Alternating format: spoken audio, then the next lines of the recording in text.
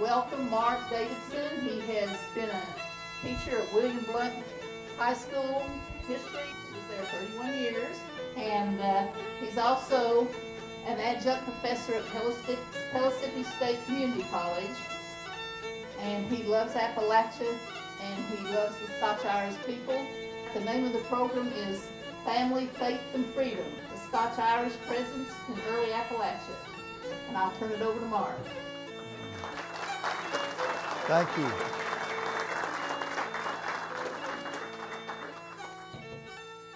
I really appreciate you guys turning out tonight. I know you could do a lot of things. I know it's not Saturday. Some of you might put off your bath till Saturday, but anyway, I appreciate you holding off and coming and visit with us tonight.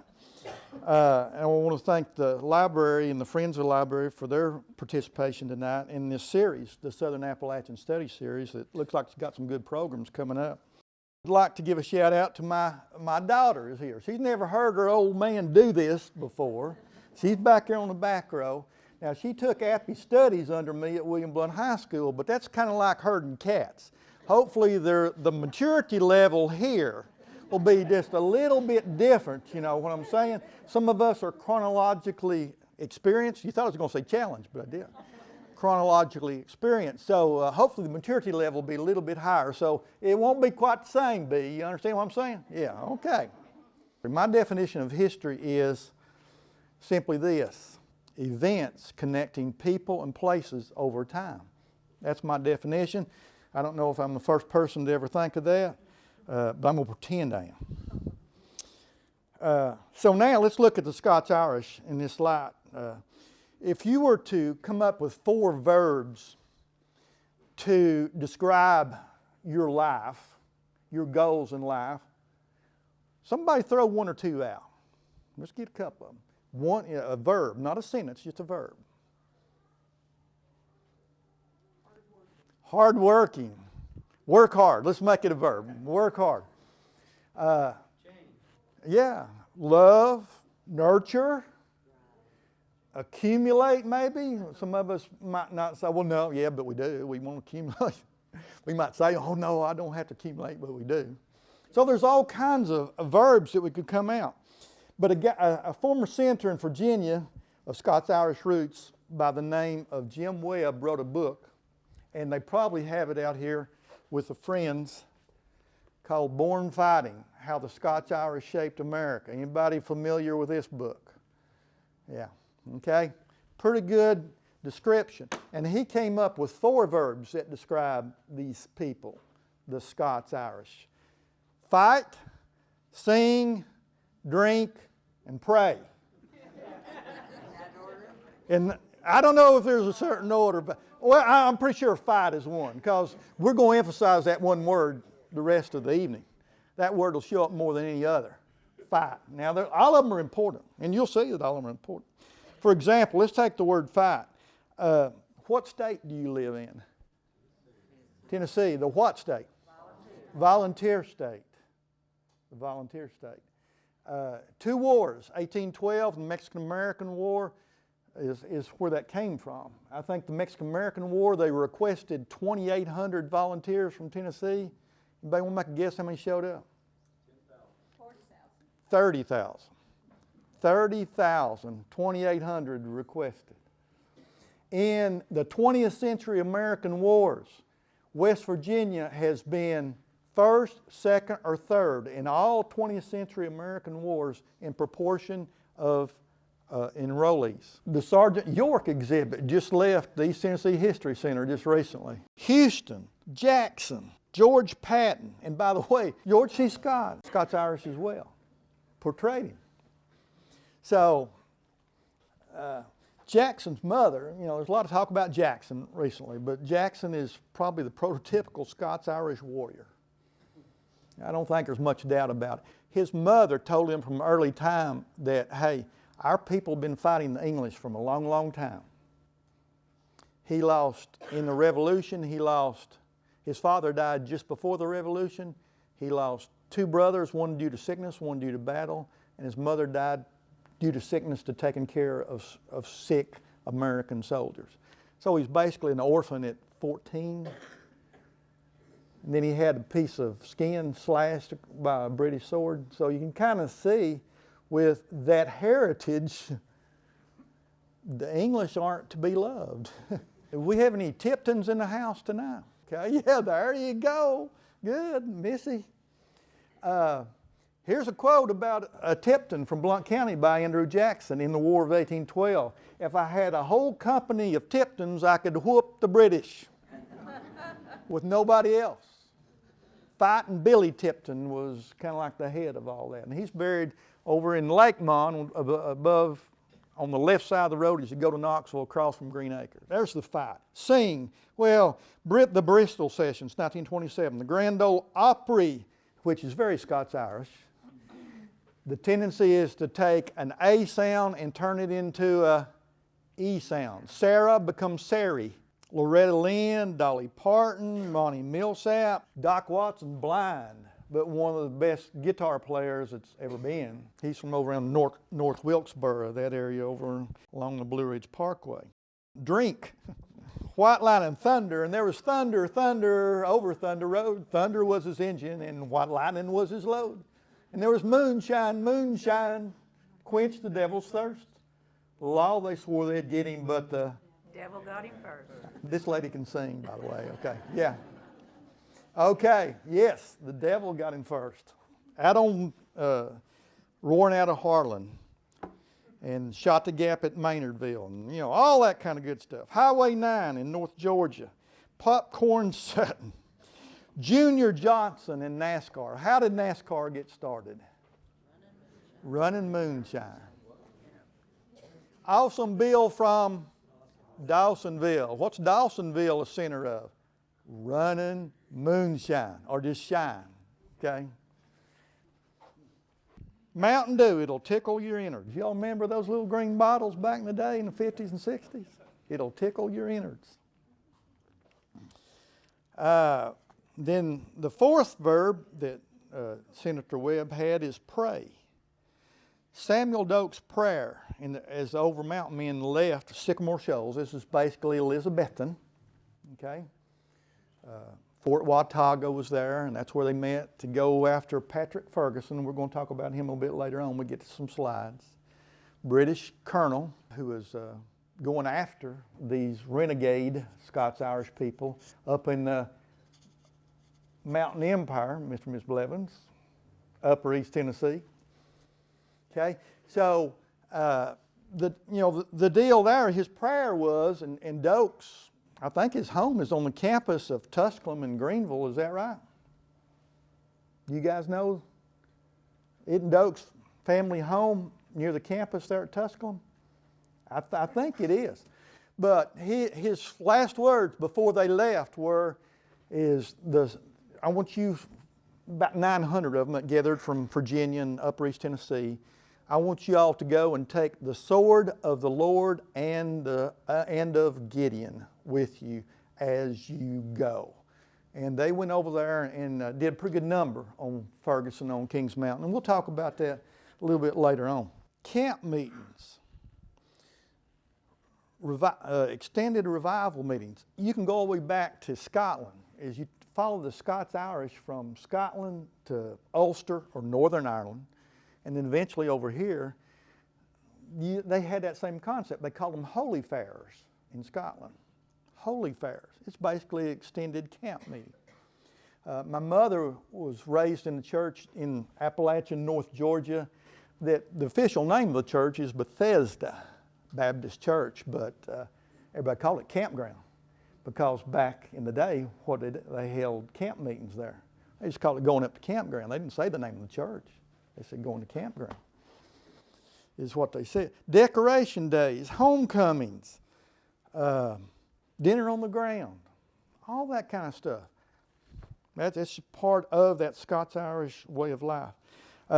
This past year, Billy Graham passed away, and I noticed watching on television, they took him from the Cove outside of Asheville, the Billy Graham Training Center, and they took him from the Cove on that motorcade to Charlotte and went right through that Swannanoa Valley of the town of Swannanoa and Black Mountain and Montreat above the hill above Black Mountain. And you just look at that area in there. You've got in western North Carolina, in Haywood County and Buncombe County, you got the Methodists at Lake Junaluska. You got the Presbyterians at Montreat. You got the Baptists at Ridgecrest, and there's others that I'm not aware of. You know, that's that Scots-Irish Presbyterian that eventually morphed into the Baptists and the Methodists, but that strand of Presbyterian stayed as well. But there were some Baptists and Methodists that morphed off of that.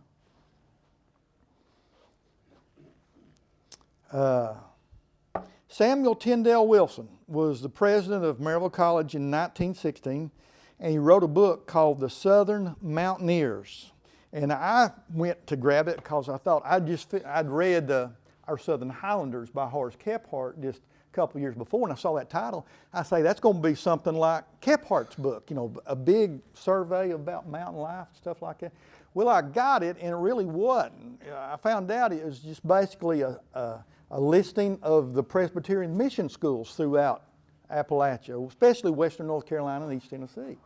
But that's okay, because I learned a lot from it. Found out my people had some property that became Warren Wilson College. It was Asheville Farm School and became Warren Wilson College. So that was kind of exciting to learn that. But in his book, he said those early Scots-Irish Presbyterian pastors had two basic goals, or a creed. And he described their creed as this: Christ and His church and education and its schoolhouse. Two-pronged focus. And many times the pastor was the teacher during the week and the pastor on the weekend. Okay? Now, and then one more along that line. I want to get another book, The French Broad by Wilma Dykeman. How many people ever heard of Wilma Dykeman? Okay. Classic, one of the greatest writers Tennessee and North Carolina together. She's a native of Asheville. But here's what she says about the people of the French Broad, which could be the Scots-Irish of Appalachia.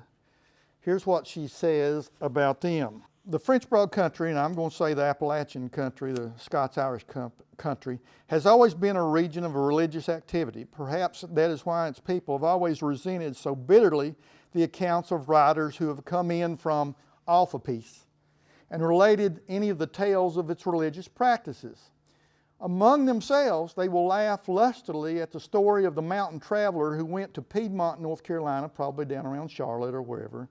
And when one of the lowlanders down there asked him what was the altitude in Buncombe County, that's where Asheville is, this mountaineer said, "Baptist by a damn sight." But they will not smile at the story in print of a traveling preacher in the early days who asked one of the mountain women if there were any ministers in that country, to which the woman replied, "You can just go around the gable end of the house and see for yourself. John's got the hides of every kind of varmint in this country tacked up there." The French Broad Highlanders, and again I'm going to substitute the Scots-Irish of Appalachia, have always wanted to be friendly but never patronized. Socially, economically, religiously, they have come from a tradition of independence and individual worth that would not tolerate inferior status. They did not want to be uplifted. They wanted to go along on a mutual journey and pulled their own weight. So they have clung to their religion and regarded suspiciously any who came to examine it. I think another expression that a writer has said is poor but proud. And then one more example of that independent nature would be Joseph Rutherford Walker of Roane County is reported to be the first person of European ancestry to see Yosemite Valley. Just an old Roane County boy originally to start with, but there he went. So what about these folks? Well, they tended to come to Pennsylvania to start with. Pennsylvania was one of the few places that would let them in. Everybody else was kind of, they didn't want to fool with them. The Quakers saw, hey, we can let them go out to the west a little bit. In those days, the west was not too far from Philadelphia, 30 or 40 miles in the early 1700s. And that was out to the west. And they'll be good to place out there with the Indian population on the other side. Nice little buffer. The royal governor of Virginia had the same concept a little bit later on when he let them go into the Shenandoah Valley with some good conditions, you know, free land, and we'll let you have some religious freedom out there. Normally you'd be having to pay your tax to the Anglican Church, Church of England, but said, no, we'll let you go out there and we'll give you some religious freedom and some cheap land. So they ended up many of them in the Shenandoah Valley of Virginia after a generation or so. And then after a few years in the Shenandoah, some stayed, of course, but some decided to migrate. And there was basically two trails to take, so to speak.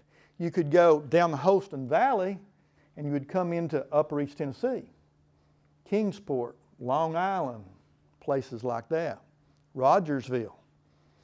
Or they could take a left at the bottom of the Shenandoah Valley and you could come across what we would now call I-77 and end up in the Charlotte area or even further south into South Carolina from there. And, you know, those are the two routes. Early on, most of them tended to go to the Charlotte area. It was later when they started coming into the Holston Valley into Upper East Tennessee, or what they called Watauga, at the time they got there. By the 1770s, this animosity that they'd had with the English in the 1300s, y'all seen Braveheart and you've seen Rob Roy. See, they had that animosity even way back then, hundreds of years before. They had it when they went to Northern Ireland as well. Okay, so then they end up going over here. So by the 1770s, that animosity had built up to the extent that, you know, friction was beginning to develop. And a professor who was at Davidson College in Davidson, North Carolina, by the name of Dr. Chalmers Davidson, did a book about one of his ancestors, General William Lee Davidson, who was a revolutionary general at age 34, and we'll talk about him a little bit later on. Chalmers, the professor, said that by the 1770s, this tension was, you know, pretty tense, and it got to the point that basically the word Episcopalian became symbolic of a loyalist, a supporter of the king. And the word Presbyterian became synonymous with Whig or patriot.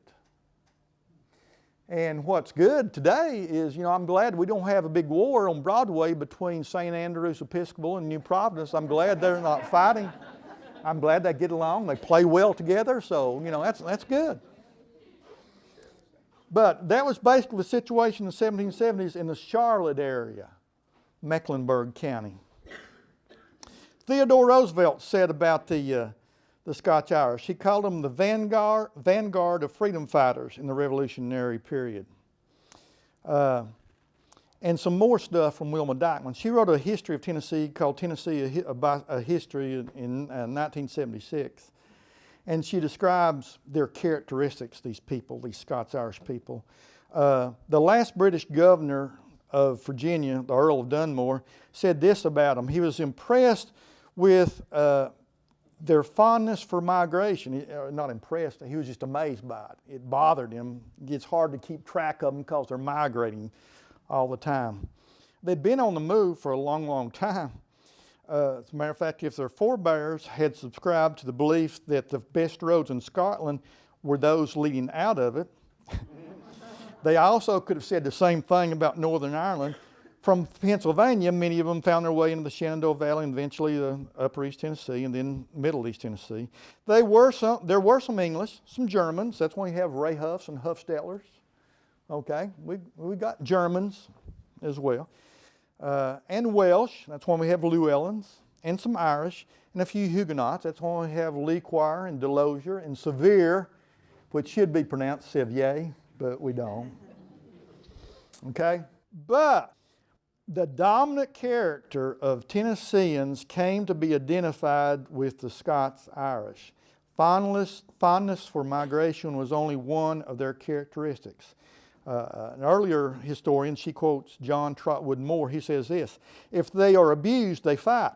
If their rights are infringed, they rebel. If forced, they strike. And if their liberties are threatened, they murder. They eat meat, and always their bread is hot. I like that. I don't know exactly what it means, but I like it. I think it's kind of good. A Spanish governor of Louisiana, and remember in the late 1700s, Spain owned the Louisiana territory, sold it to France, and then France ended up selling it to us.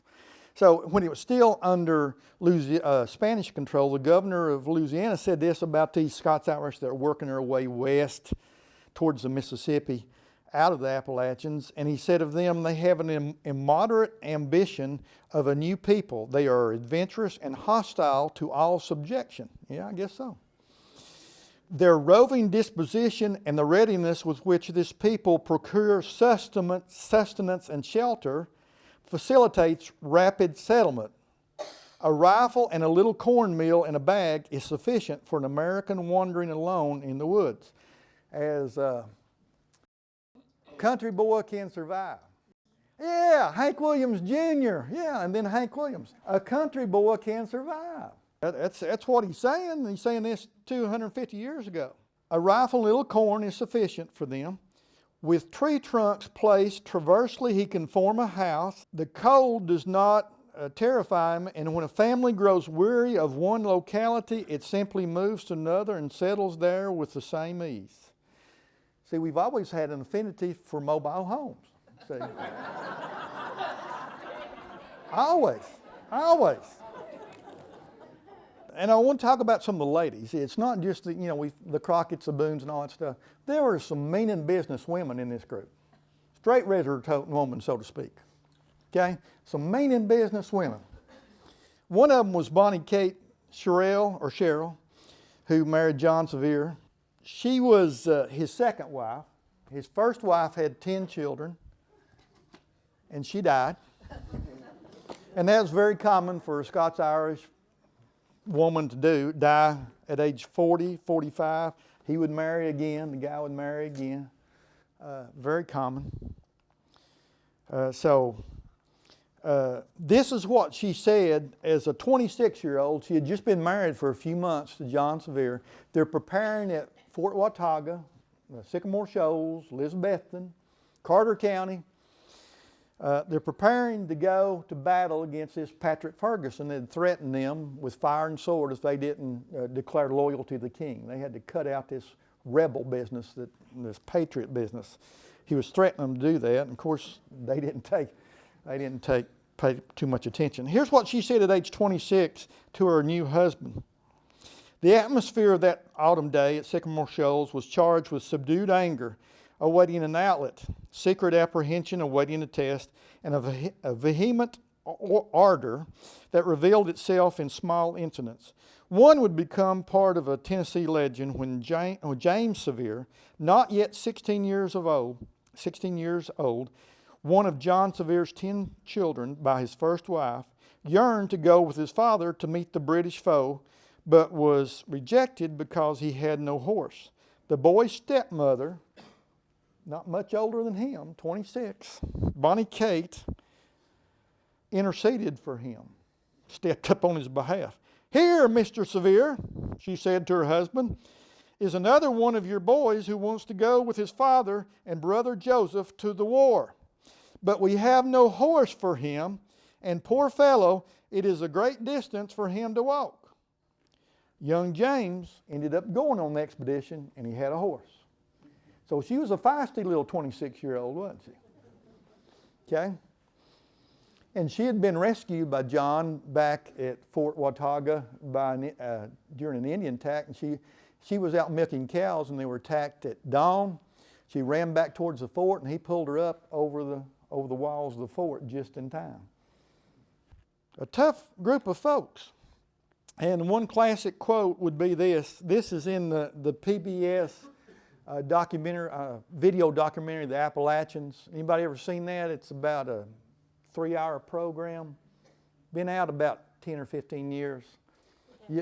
Y'all got it here. I mean, it's awesome. Here's one of the classic quotes out of there I love. When the English got to the frontier, the first thing they did was build a church. The first thing the Germans did was they built a barn. The first thing the Scots-Irish built was a still. Now, we're going to come across some of these women as well and some of the men as we look through some pictures over here in the next little bit. What I'm going to do is move this way and point out where kind of with this device. You'll have to forgive my technological ignorance. If it gets past a wheelbarrow, I'm kind of lost. So here we go. These are some of this is the area we talked about, Watauga or Sycamore Shoals, right in here near Johnson City, just a few miles, Elizabethton, just a few miles out of Johnson City. This is, our area here. We're going to talk about the Houston family, just south of Maryville. We're going to talk about the Charlotte area, Mecklenburg County, Mooresville, and the other little town in here called Davidson, just below Mooresville. And then we're going to talk about the Asheville area, Buncombe County, and McDowell County is just at the bottom of the Blue Ridge. This is the Blue Ridge escarpment right here. You can kind of think of it geographically as the Eastern Continental Divide, because all the rivers from Swannanoa Gap, Black Mountain, Montreat, they'll flow this way. Wilma Dykeman refers to it as the land of western waters. And all these rivers on the other side flow out to the Atlantic. So you got the Gulf and the Atlantic. So this Blue Ridge escarpment that's on I-40, and you'll notice it when you leave Asheville, because when you start going downhill, there's not too many places in the east that have runaway truck ramps. That's how steep it is. Okay? Blue Ridge escarpment, just outside of Asheville, the town of Black Mountain. Okay, the first place we're going to stop is southern Blount County, and that is Bakers Creek Presbyterian Church. And you can read it there. One of the early, he was also a New Providence pastor, Gideon Blackburn, early on. Sam Houston's mother's buried there. We'll look at that a little bit later on. This is 10 miles or less south of Maryville, just off of 411 if you're not familiar with that area. Established 1796. Here's your Scots-Irish names. If you ever get bored, go to the Blount County phone book, pick it up, and count the Macs in it. Okay, just count them. There'll be hundreds. Count the ways they spell McCullough or McCulley. There's 10 or 15 ways they spell that one name. Okay, there's your evidence. That's the Houston home place, about 2 to 3 miles away below the Benfield community. Salem Church Road, Lambert Road intersection is where it is. Ms. Houston inherited 400 acres. Her husband was a captain in the Revolutionary War, and he was awarded that as a grant, and he died before they could move down here. So she came with, I guess, 7 children. One of them died on the way. Sam was 13, going on 14 at the time. But there's not much left of the home site. Anybody want to guess what those flags are? You can make out one, the Tennessee flag. Texas. That's a Texas flag, and the photographer, I don't know who that was, but the photographer missed the U.S. flag, but hey, have no idea who it was. Okay, McCall, there you go. And that's a little information about Sam. Only person to ever become the governor of 2 states. He was a senator, a congressman, president. President, what are you talking about? President of the Republic of Texas. Only president the Republic of Texas ever had. Pretty much a hero. This is his mother. We'll talk about her just a little bit right here. They don't know her exact burial site, but we know it is in Bakers Creek Church Cemetery. We know that. We don't know the exact site. I guess the Society of the Children of the American Revolution, I don't guess that's a DAR. It sounds different. But they had this put up in 1942. Died at age 74. She was the mother of General Sam Houston, and I think we have a local DAR society named in her honor in their Elizabeth Paxton Houston DAR chapter. Along that line, somebody help me. Do you know anything about this? Okay. But when he left home, again we're talking about some tough women. When he left home, coming back from fighting on his way to fight the Creeks with Jackson and Crockett and a bunch of Blount Countyans in 1814, 1815, she told him, "Don't you ever darken the door of this house as a coward." And she gave him a ring. Does anybody know what was etched into that ring? The word honor. And I think it's still somewhere either in a museum in Texas or somebody in the family has it after all this time. See, I'm talking about meaning businesswoman. She did not want any cowardice associated with her family. Don't you ever darken the door of this house as a coward. This is not a grave marker as such, it's just a family history marker. And it's about the Montgomery family, again, another one of these Scots-Irish families that came out of the Shenandoah Valley, followed the Holston River southwest, and ended up here. But the reason I just kind of bumped, the day I was taking the picture of Miss Houston's monument, I looked over and saw that and I said, that's perfect. That's the whole history of the Scots-Irish migration. That's it. Look at this. The Montgomerys, who first settled in what is now Blount County, originated in Scotland, later in Northern Ireland, or as the people in Northern Ireland refer to themselves as Ulsterites or Ulstermen, and came to America in the early 1700s. This great Scots-Irish immigration started around 1717, 1718, and was in full swing in about 4 waves up to about the Revolution.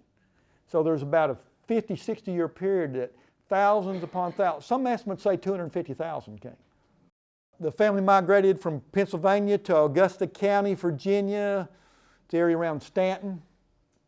James Montgomery, son of John and Esther Montgomery, was born. Esther Houston Montgomery, by the way, another one that came out of the same area, the Houston family, Alexanders, Paxtons, Davidsons, there's a whole bunch that came out of that Shenandoah Valley. Montgomery's, obviously. Was born in Lancaster, Pennsylvania, and married Margaret Ware. Ended up being W-E-A-R in this part of the world. Townsend, Wares Valley of Rockbridge, Virginia. They came and their older children moved to what is now Blount County in 1788 and settled on land bordering Baker's Creek. James's brother, Alexander, his wife Sarah, also came here at about the same time. And other settlers in the area include Cowans, Henrys, and Craigs. Fort Craig is basically the start of Maryville as a town. Okay. The hard work, perseverance, and strong Scots-Irish beliefs in God and education. Well, there's Dr. Wilson's 2-pronged creed,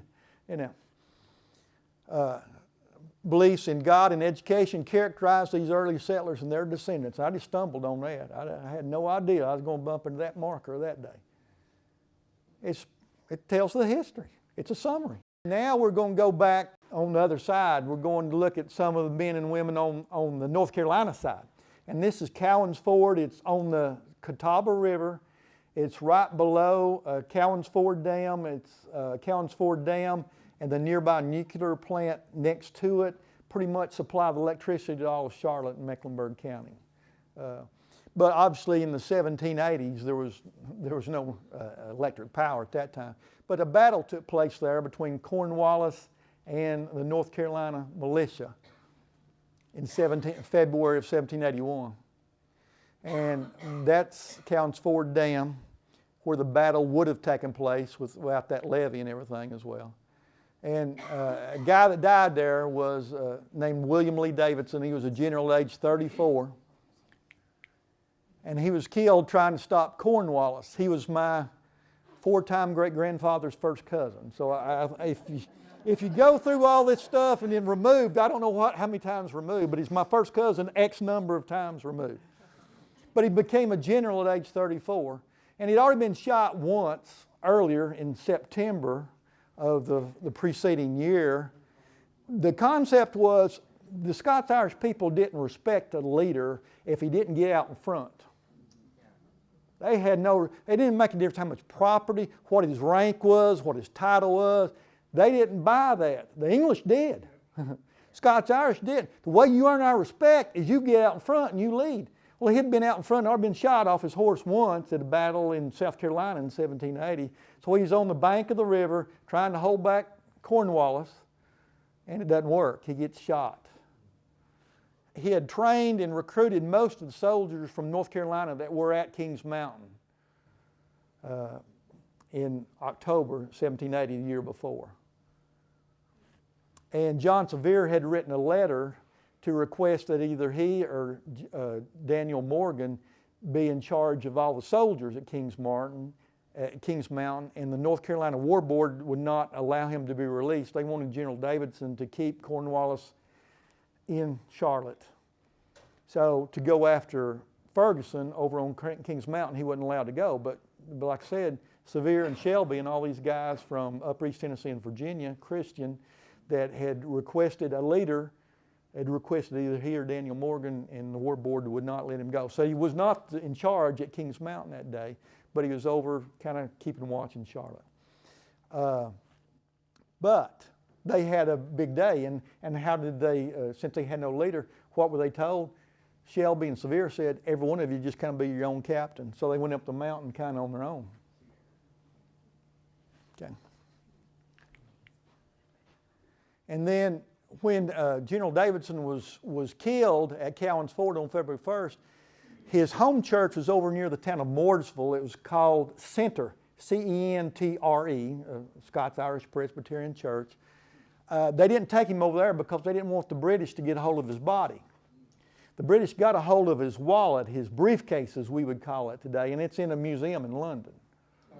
They let it come back once in 1780 to Guilford Courthouse for 1 year. I didn't know any of this stuff back then. I just learned this stuff up 5 and 6 years ago. I would have loved to have gone and seen it.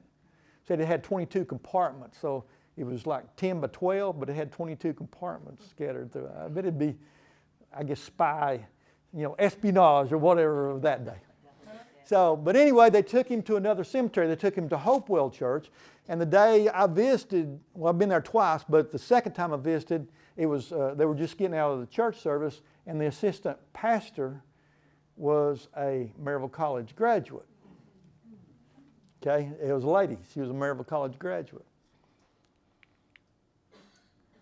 And so, anyway, they buried him at night. His wife, Mary Brevard Davidson, came. She had had a child that was 1 month old. Like I said, they were about 15 miles away. The reason they took him to this church so the British wouldn't get hold of his body. So she came at night with a 1 month old baby left behind, riding a horse by herself to see her husband buried. They just were very secretly, is the word I'm looking for, secretly buried him at very little light to get him in ground before the British could figure out what was going on. That's the administration building, main building on the campus of Davidson College, which, by the way, is not the alma mater, but he hadn't graduated. But hopefully one day Seth Curry will graduate from there. He got 3 years in. Maybe he'll get his degree. It'd be nice, besides being an MVP of the NBA and a world champion of the Golden State Warriors, maybe he'd be a Davidson College graduate someday. That would be nice. But he's got 3 years out of the way, so that'd be good. In the Hopewell Cemetery, this is just, got really nothing to do with what we're doing, but I thought it was kind of neat. The Alexanders and the Pattons and the Davidsons tended to travel together. And the Scots-Irish did this. You're doing this as you're coming down this great wagon road from Philadelphia through the Shenandoah Valley and on down into the Mecklenburg County area and even into South Carolina. Or if you're coming like the Houston family did through the Holston Valley into East Tennessee, you need some help. So they tended, and they might have, in some cases, they came from Northern Ireland to Pennsylvania to Virginia to North Carolina or Tennessee, all together, the same 3 or 4 families. So in this cemetery at Hopewell, near the little community of Huntersville, North Carolina, a suburb of Charlotte, you will see stuff like this. The guy's last name was Alexander, but his first name was William Davidson Alexander. And you might go to another part of the cemetery and you'll see a guy named Alexander. His name might be Davidson. His first name might be William Alexander Davidson. This is Appalachia. The family tree doesn't fork too much. You understand what we're talking about. Okay, Now the guy died in 1927. And here was his last words that they put on the marker. God's Holy Spirit wrote the Bible, and those that criticize it sin against the Holy Ghost, and God will not forgive them. Now, that was 1927. 1925. What happened over here on this side in Ray County, Tennessee, at the Ray County Courthouse? The monkey trial. Now, I'm not jumping here and taking sides one way or another. I just think it's interesting. The guy made that statement.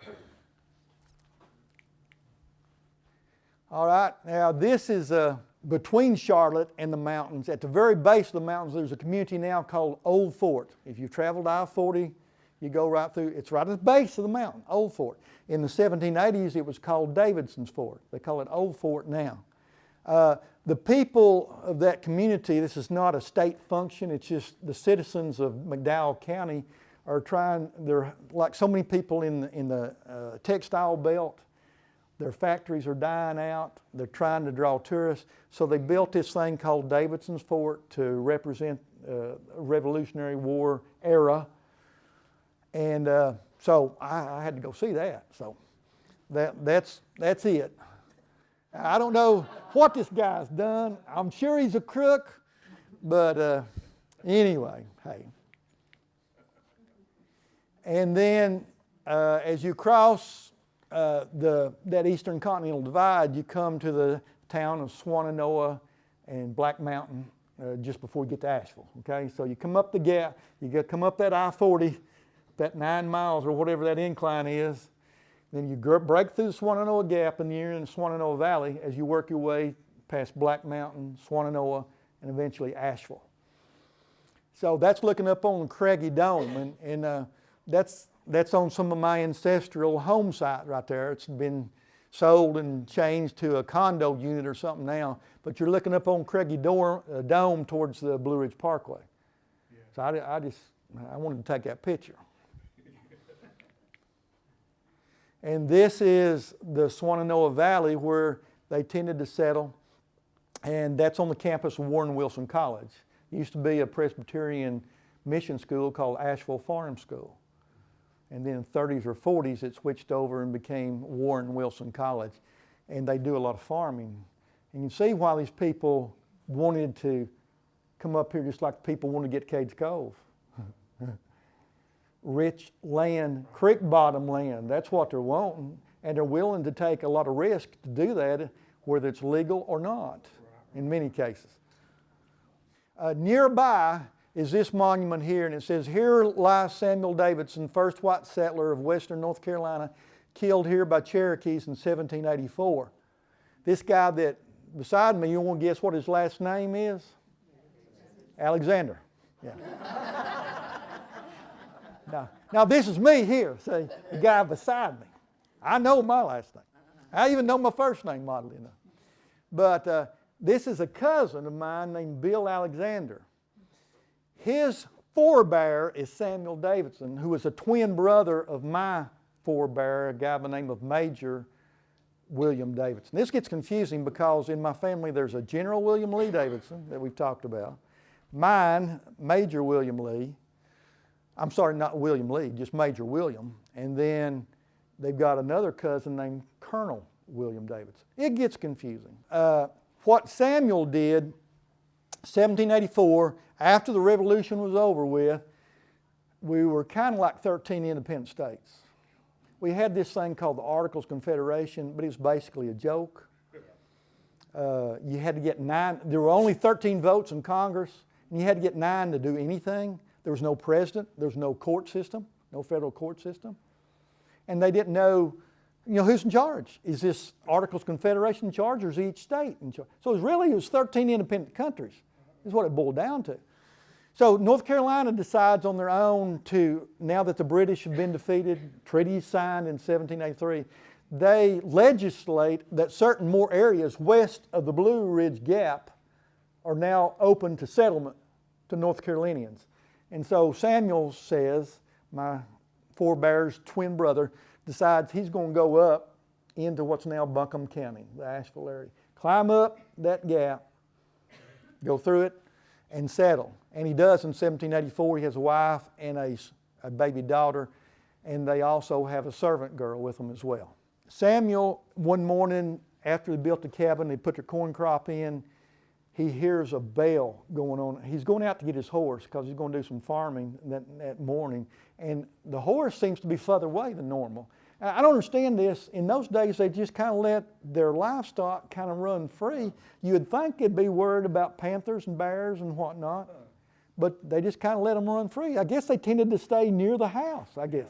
But he goes up and looking for him, and here's this bell that he had on his horse, keeps going further and further and further away, and he was killed by a Cherokee hunting party that was traveling through. I don't think they recognized his concept of legitimacy of because like I said, we really didn't have any national treaties till the Constitution. Does the state have the right to sign a treaty with a foreign entity such as the Cherokee Nation?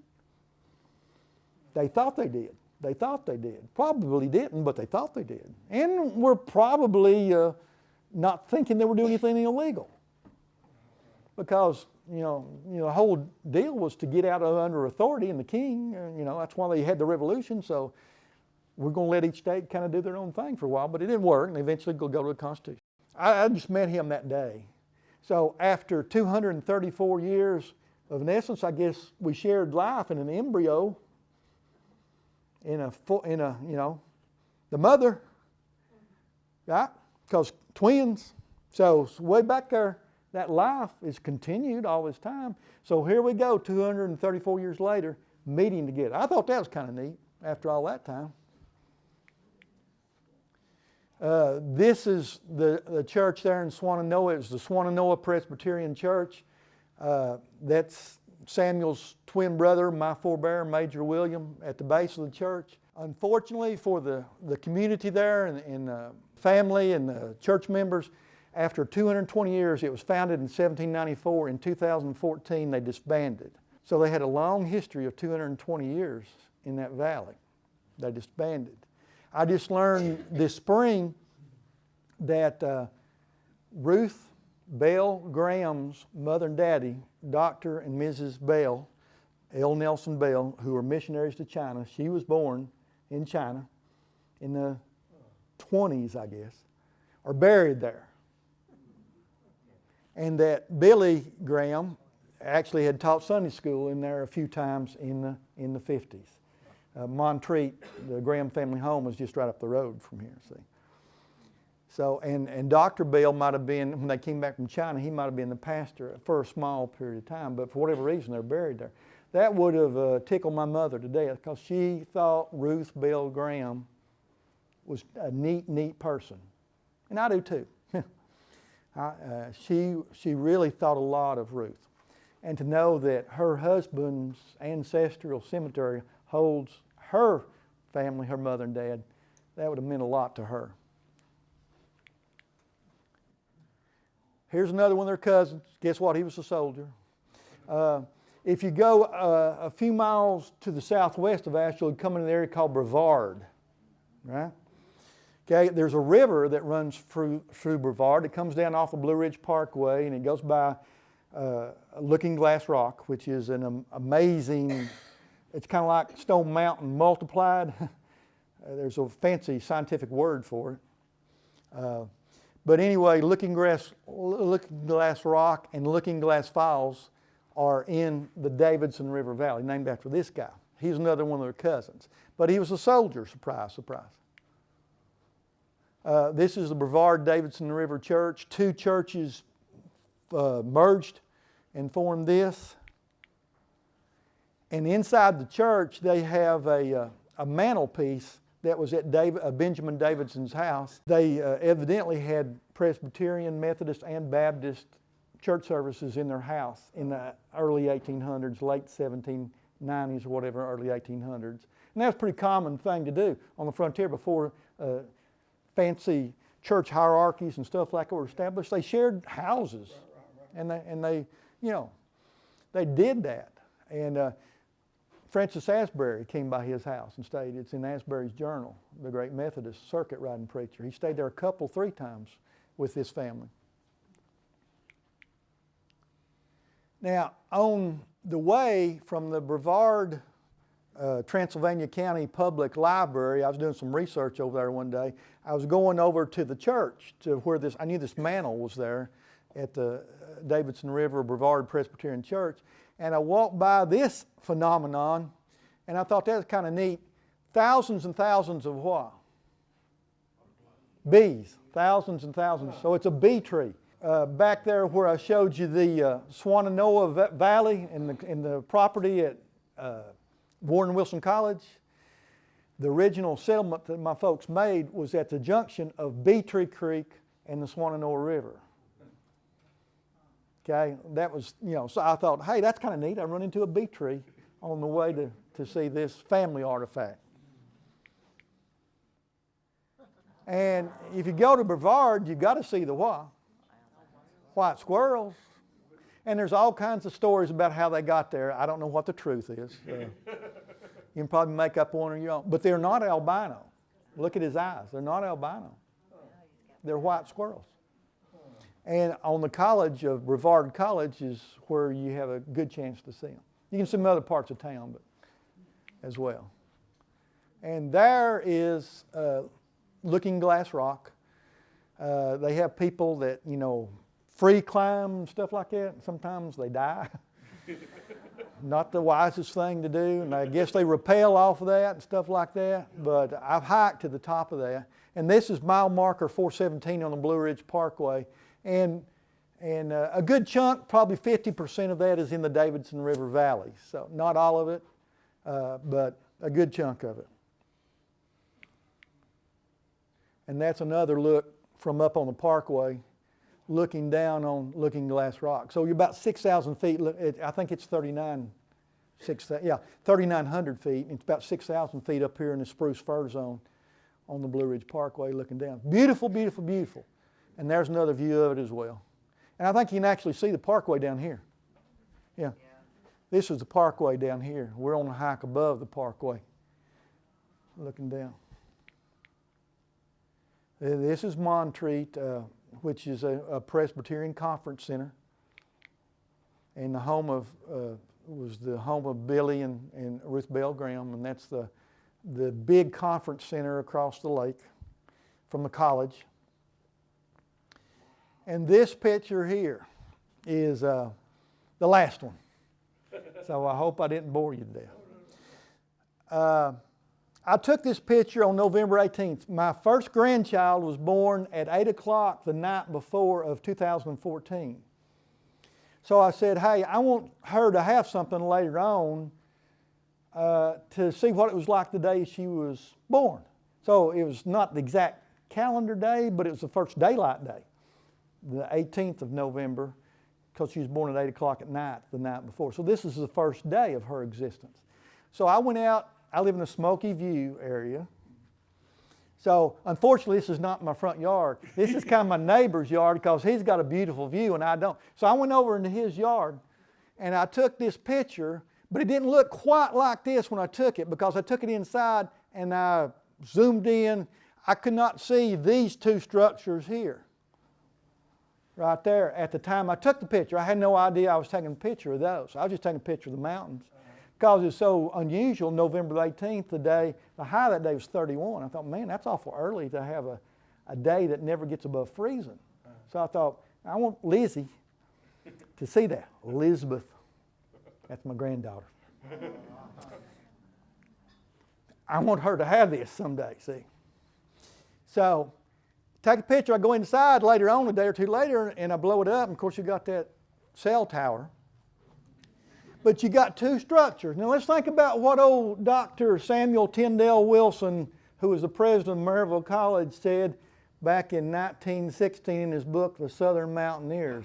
He said the creed of those early Scots-Irish Presbyterian preachers was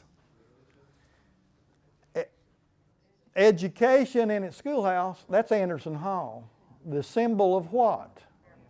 Maryville College, home of the fighting what? Scots. We said we was going to talk about the word fight quite a bit today, didn't we? Okay, and then what's the other structure on the right?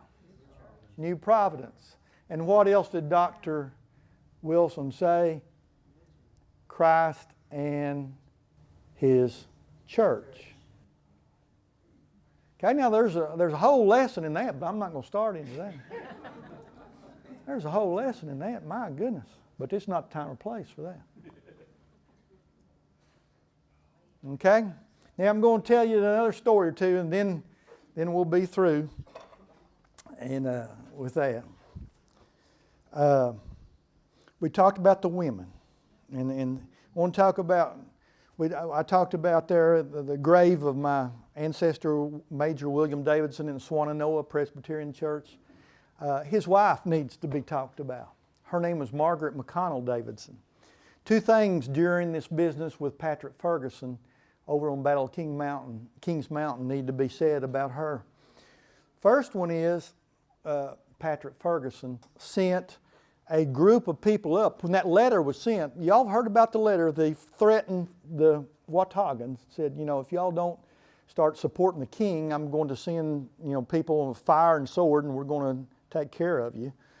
Well, he was making that curve up from South Carolina, up basically I-26, and coming around to the base at Marion, North Carolina, and Hickory. He didn't cross the ridge. He didn't cross that eastern continental divide, but he went right up against it. And that's where my people were living at that time. This was in the 1780. So they hadn't gone across the gap yet. The war wasn't over yet. So one of his soldiers came by her house and stole a chicken. She walks into Patrick Ferguson's camp and says, I demand payment. And he paid her. And sometime earlier than that, a half-brother of her husband came looking for my grandfather, Major William Davidson, came looking for him, and he wasn't there. He was probably down getting ready on their way to Kings Mountain, and demanded to know where is he. Now remember, this is his half-brother, and he puts a gun to his half-brother's wife's head and says, you better tell me where he is. Obviously, he was a loyalist. Allow me. But she said, no, I'm not going to tell you. He didn't shoot. We don't know where her grave is. I wish I did, but we know where her husband's is.